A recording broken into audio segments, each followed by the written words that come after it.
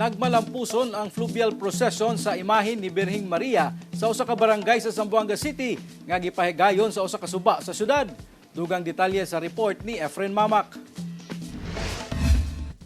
Gisaksihan sa mga residente ang gipahigayong fluvial procession sa imahe ni Virgen Maria sa suba sa barangay Tugbungan, Zamboanga City. Kini human gisugdan ang grand procession niini gikan sa Tugbungan Parish mag-alas 6 sa buntag adlawng Sabado. Anaa sa pito ka mga bangka nga gisakyan sa mga miyembro sa simbahan ang mi-convoy sa maong imahen.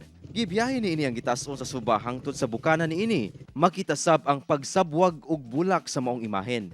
Sumala sa simbahan, matag tuig nila kini ginahimo nga kabahin sa kapistahan sa maong barangay. Pagpakita sab kini sa pagsalig sa komunidad sa maong birhen, ilabi na sa mga mananagat. Kaning La Birhen Milagrosa kay mao man ni makahatag atog kalinaw.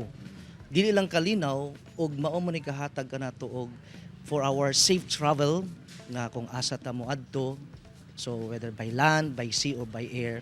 So we always include the intercession of our Blessed Virgin Mary under the title Our Lady of Peace and Good Voyage.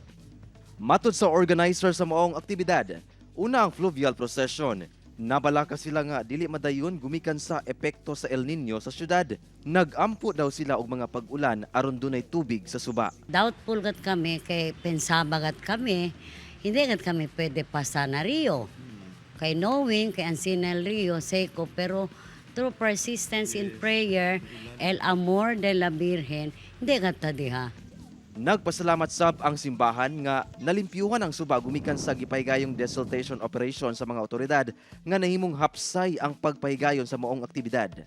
Because of the dredging, that's the word dredging, project sa barangay, so mas nalalom, so nakamurag tagaan mig convenience o comfort sa procession. Kauban si Sim Romero sa kamera. Ako si Efren Mamak para sa One Mindanao.